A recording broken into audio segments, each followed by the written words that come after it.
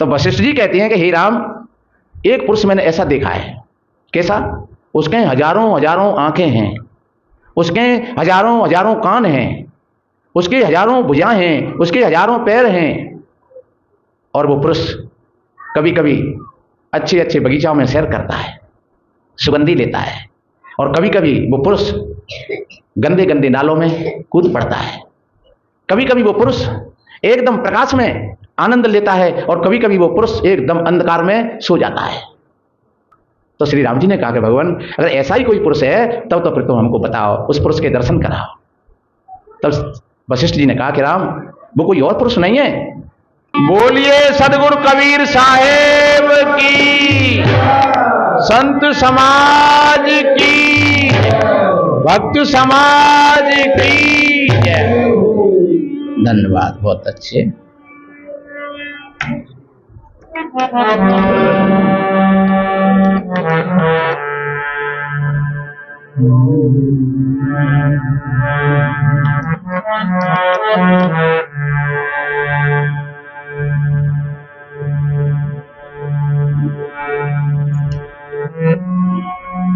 तिष्ठते ज्ञान रूपेण नर रूपम कबीर भव,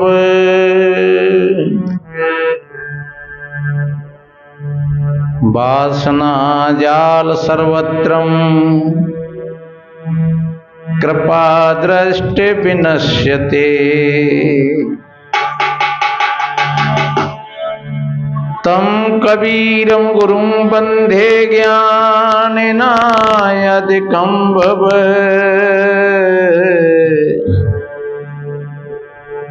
जड़ेऽध्यास महाबंधम बोध ज्ञान विमुच्यते।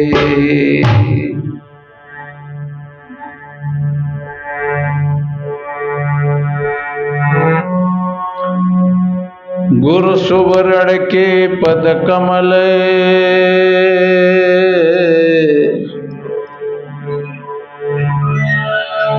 बंदो बारंबार,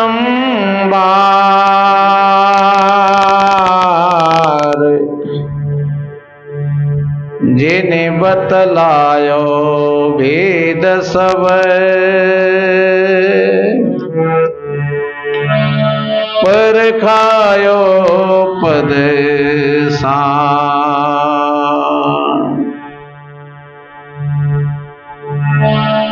जिन्हें बतलायो भेद सब, पर खायो पद सान। विश्ववंदनी संत सम्राट सदगुरु कबीर देव मुदमंगल में श्रद्धेय संत समाज, सभी धर्म प्रेमी सज्जन, शक्ति स्वरूपाएं माताएं और बहन, छोटे छोटे बच्चे एवं बच्चियां, सभी को वंदन अभिनंदन करते हुए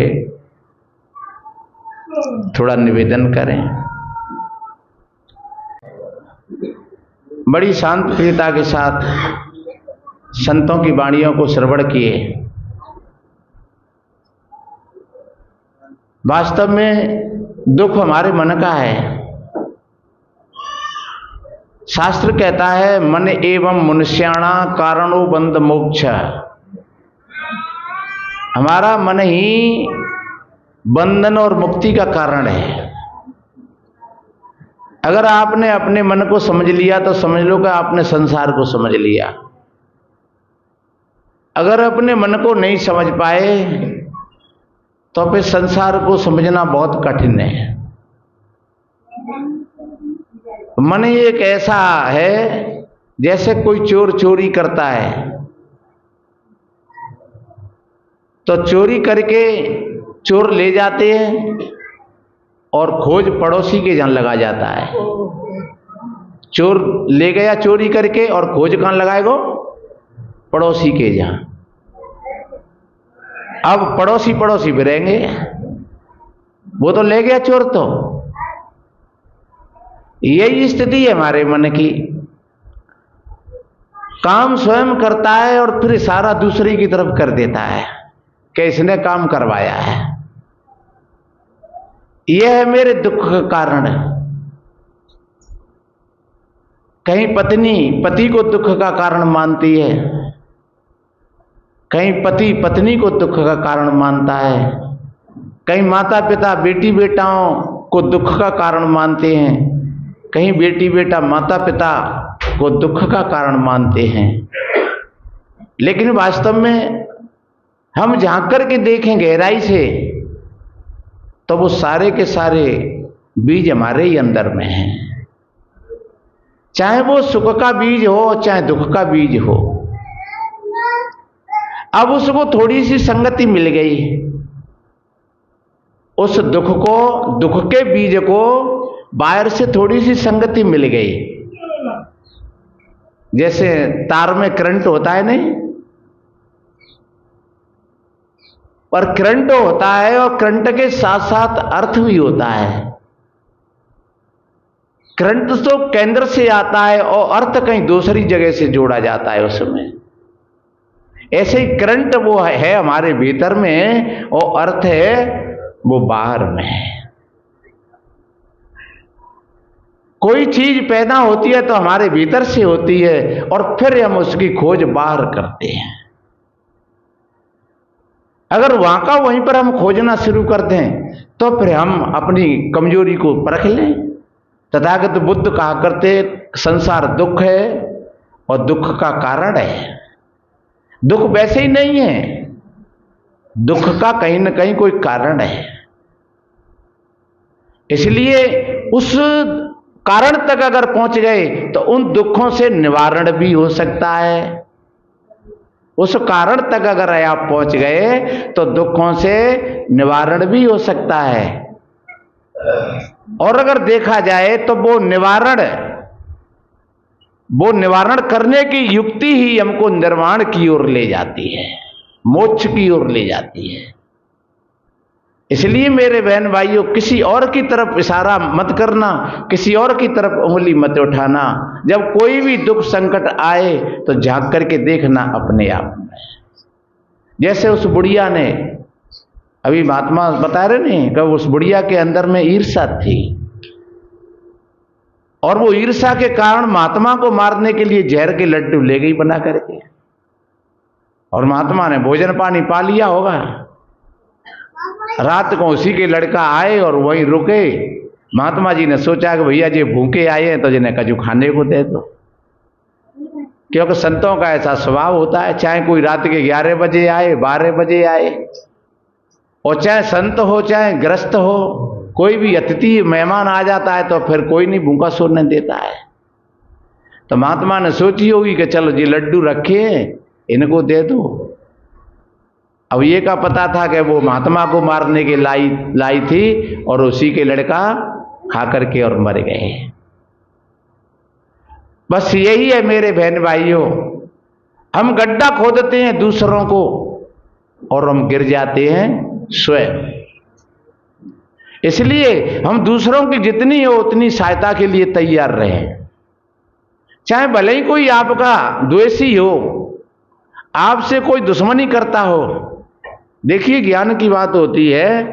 बताते हैं जब सिखों का युद्ध हुआ था इस्लाम का औरंगजेब की सेना में, और जो गोविंद राव जी थे, तो जब युद्ध हुआ तो वहां एक सेवक ऐसा था कि वो घायलों को पानी पिलाता था और वो गुरु गोविंद सिंह का शिष्य था।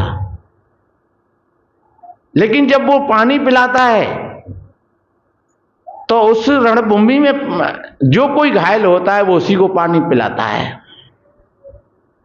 तो उसमें तो घायल होते तो दोनों ही तरफ के लोग घायल होते हैं। जब लड़ाई झगड़ा होता है तो दोनों तरफ के ही लोग घायल होते हैं। तो वो दोनों को ही पानी पिलाता। वो नहीं देखता कि जी इस्लाम है कि जी हिंदू है। कोई घायल है तड़पड़ा रहा है तो उसने पानी पिलाया और उसको संभाला। कुछ लोगों ने देखा कि ये कैसा बेवकूफ है, वही लोग हमसे लड़ रहे हैं और उनको भी ये पानी पिला रहा है। तो जाकर के और गुरु गोविंद सिंह जी से शिकायत करी, बोले भगवान ये जो आपका चेला है और पानी पिलाने का काम है इसका कि ये घायल लोगों को संभाले और पानी पिलाए, लेकिन ये तो उन लोगों को भी पानी पिलाता है जो हमसे बराबर लड़ रहे हैं। तो गुरु गोविंद सिंह जी ने उनको बुलाया और कहा, क्यों भैया तू ऐसा क्यों करता है कि जो लोग हमसे लड़ रहे हैं और वो घायल हो गए तो उनको भी पानी पिलाता है? तब उसने कहा कि गुरुदेव मुझे नहीं पता है, मुझे तो जो तड़पता हुआ व्यक्ति दिखता है, तो बस मुझे नहीं पता लगता है कि जी सिख है कि ईसाई है कि इस्लाम है कि हिंदू है, बस वो तड़पता हुआ एक व्यक्ति नजर आता है तो मैं तो उसको पानी पिला देता हूं। और आपका ही उपदेश है कि दुखी जीव की सेवा करना चाहिए। तो जिस समय वो रणभूमि में तड़प रहा है, उसमें चोट लग गई है, तो उससे कितना वो दुखी है, तो फिर वो दुखी है और वो पानी मांग रहा है तो उसको पानी पिलाना चाहिए या नहीं पिलाना चाहिए? गुरु गोविंद सिंह ने उसकी पीठ थपथपाई, जो कोई धन्य है तुम ज्ञानी पुरुष हो। तो ज्ञानी पुरुष के चित्त में ऐसा द्वंद्व और द्वेष नहीं रहे, वो अपने दुश्मनों का भी हित चिंतक बन जाए, तो समझ लो कि लगेगा तो थोड़ी देर के लिए ऐसा ही कि जी हम कर क्या रहे हैं, लेकिन वो सबसे श्रेष्ठ और उत्तम बात है। इसलिए हमारे अंदर का जो द्वंद्व है वह द्वंद्व जब ही समाप्त होगा जब तुम इस स्तर पर पहुंच जाओगे, तो दुनिया में फिर तुम्हारा कोई दुश्मन नहीं रहेगा। तो तुम अपने मन का निरीक्षण परीक्षण करिए। हमारा मन है, मैंने शायद पहले सुनाया था, एक संवाद आता है श्री राम और वशिष्ठ जी का। तो वशिष्ठ जी कहते हैं कि हे राम, एक पुरुष मैंने ऐसा देखा है। कैसा? उसके हजारों हजारों आंखें हैं, उसके हजारों हजारों कान हैं, उसके हजारों भुजाएं हैं, उसके हजारों पैर हैं, और वो पुरुष कभी कभी अच्छे अच्छे बगीचाओं में सैर करता है, सुगंधी लेता है, और कभी कभी वो पुरुष गंदे गंदे नालों में कूद पड़ता है। कभी कभी वो पुरुष एकदम प्रकाश में आनंद लेता है और कभी कभी वो पुरुष एकदम अंधकार में सो जाता है। लेकिन जब जब देखते हैं उस पुरुष को, ये बड़े आश्चर्य की बात है कि जब जब उस पुरुष को देखते हैं तब तब वह पुरुष फिर गायब हो जाता है। फिर पता नहीं लगता है कि देखते देखते उसकी हजारों आंखें कहाँ गईं, उसके हजारों कान कहाँ गए, उसके हजारों पैर कहाँ गए, उसके हजारों हाथ कहाँ गए, और देखते ही देखते उसका अस्तित्व खत्म हो जाता है। तो श्री राम जी ने कहा कि भगवान अगर ऐसा ही कोई पुरुष है तब तो फिर तुम हमको बताओ, उस पुरुष के दर्शन कराओ। तब वशिष्ठ जी ने कहा कि राम, वो कोई और पुरुष नहीं है, वो हमारा मन है। ये मन की कल्पना के लिए ये बात बोली बीजक में से कि चली जात देखी एक नारी। ये हमारी मन की कल्पना आगे आगे उड़ती उड़ती चली जाती है, जाने कहाँ कहाँ जाती है। हाल दिल्ली पहुंच गई, हाल बंबई पहुंच गई। अरे जब रात खाट में सो रही है, सपना देख रहे हैं, भावना सोवन दे रही भाऊ। हमसे एक बहन माता बड़ी बूढ़ी पूछ रही, महाराज हमें आज बुरे बुरे सपने आए, और महाराज हमें रोज ऐसे ही सपने आ जाते हैं। हमने कहा कोई बात नहीं है, सपने की बात सच्ची नहीं होती है, इन सपनों से कभी घबराना भी नहीं चाहिए। सपने की बात कभी सच्ची नहीं होती है, पर ये ध्यान रखो, ये जैसा तुम विचार और चिंतन करोगे वैसा ही तुमको फिर स्वप्न भी आएगा। ये संसार भी एक स्वप्न है। जो सपने सिर काटे कोई, और बिन जागे दुख दूर न होई। सपने होए विकार इंद्रप, रंक नाकपति होए, जागे हान न लाव कछु, जिम प्रपंच जय जो। कितनी बढ़िया बात कही कि सपने में कोई राजा भिखारी बन जाता है और कोई भिखारी राजा बन जाता है, पर जब जग जाता है तो वो न राजा रहता है और न भिखारी रहता है। हम सपने के दुख से जूझ रहे हैं और जब हमारी आंख खुल जाती है तब देखा तो शरीर पर भी पसीना आ रहा है, श्वास चल रही है तेज तेज, भयभीत हो रहे हैं। हे भगवान, ये कैसो सपनों आएगो, हे गुरु महाराज ये कैसो सपनों आएगो। फिर थोड़ी देर में होश में आओगे तब सोचे अरे ये तो सपना था। फिर कहीं कहीं तो लोग भयभीत रहते हैं सपने से, पर सपना क्या है? वो तुम्हारी कल्पना का ही सपना है, जिस कल्पना में हम जी रहे हैं और वही कल्पना का फिर सुपन है। जब गहरी नींद में हम जाते हैं तो सारे सपने समाप्त हो जाते हैं। तो सदगुरु जगाते हैं। आप जिस समय जागृत हो जाओगे तो उसी क्षण आपका जीवन, आपका मन, और वो पता नहीं लगेगा कि फिर वो मन कहाँ चला गया। ये मन भी एक सपना है, एक रात्रि का सपना होता है और एक दिन का सपना होता है। तो ये जो मन के अंदर में जो हमारी कल्पना चलती रहती है उल्टी सीधी, तो समझ लो ये भी सपना ही है। जब कोई भी व्यक्ति जब जागृत हो जाता है तो फिर वो कल्पना पकड़ में आ जाती है मन की। आप मन की कल्पना में जो जितनी ऊर्जा नष्ट होती है, शक्ति, देखो उसमें भी शक्ति नष्ट होती है। आपके भीतर में बहुत ऊर्जा है, बहुत शक्ति है आपके अंदर में, पर वो शक्ति को हम पकड़ नहीं पाते हैं क्योंकि वो विचारों में चली जाती है। नाना तरह की कल्पना में हमारा मन घूमता रहता है। जो अभी सुना था, चली जाते देखी एक नारी, जाने कहाँ कहाँ जा रही है, जाने कहाँ कहाँ, दिल्ली बम्बई, हाल को रिश्तेदार को भैया बंद को दुश्मन को लेने देने वाले तमाम, और तुम बैठ जाओ नेक देर तो फिर समझ लो कि फिर तो बैठ ही नहीं पाओगे। ये है हमारे, इसी के लिए वशिष्ठ कहते हैं हे राम, लेकिन जब तुम देखना शुरू कर दो, आप साक्षी हो जाओ उसके, तो बस फिर पता नहीं लगता है, धीरे धीरे उसका अस्तित्व गिरता हुआ चला जाता है। संतों ने बड़ी बड़ी अच्छी अच्छी बातें बताई हैं समझने के लिए, मन को जागृत करने के लिए। एक भजन है पुराना, शायद सुना होगा कभी,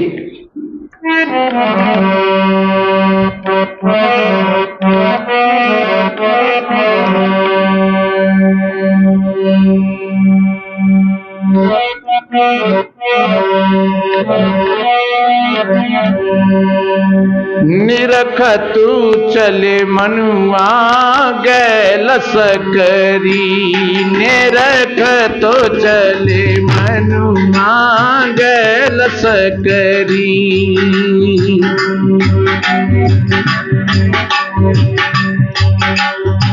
सदगुरु कहते हैं अरे मन, तुम देख करके चलो, ये बहुत सखरे रास्ता है और रपटने रास्ता है। थोड़े से भी चूक गए तो तुम गिर जाओगे। ये जो मार्ग है बड़ा झीना है और बड़ा बारीक है। बड़े बड़े ऋषि मुनि महात्मा भी गिर गए और गिर जाते हैं।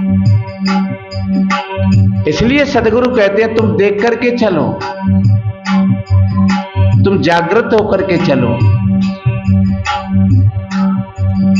आप सोचेंगे जैसे अभी भजन सुन रहे थे, होनी वाला, वो होनी का चक्कर है, वो बेहोशी का है। जो समय का चक्र है, अगर आप समय को थोड़ा सा समझ लोगे तो तुम समय के पारक ही बन जाओगे और तुम अपने समय का सही उपयोग कर लोगे। रखने का मतलब क्या है? देखना, देखो समय की परिभाषा को। आप समय को देख करके चलोगे। किसी विद्वान ने कहा है, समय समय की बात, समय को परखे ज्ञानी, और काऊ समय पे धूप तो बरसे, काऊ समय पे पानी। समय समय की बात और समय समय के रंग, और समय पे बेटी बाप घर, और समय पर पिया के संग। अब जो समय की परिभाषा को नहीं जानते वो धोखा खा जाते हैं। अपने बच्ची बच्चाओं को नहीं परख पाते हैं, वो धोखा खा जाते हैं। तब पता पड़ता है तब कि भैया उसकी लड़की ने तो गलत काम कर दिया, उसके लड़का ने तो बहुत गलत काम कर दिया। वो गलत क्यों हुआ? क्योंकि तुमने ध्यान नहीं दिया, तुमने परखा नहीं। इसलिए सदगुरु कहते हैं आप परख करके चलो, आप देख करके चलो। बच्ची बच्चाओं को देखो, बड़े बुजुर्गों को देखो, अपने मित्रों को देखो, पड़ोसियों को देखो, अपने आप को देखो। जब तुम देखते रहोगे तो तुम धोखा नहीं खाओगे। कहीं ना कहीं हम भूल जाते हैं, हम सो जाते हैं, इसलिए धोखा हो जाता है। सदगुरु कबीर साहब जी ने कहा है, सपने सोया मानवा, खोल जो देखे नैन, और जीव पड़ा वो लूट में, ना कछु लेन न देना। आहा,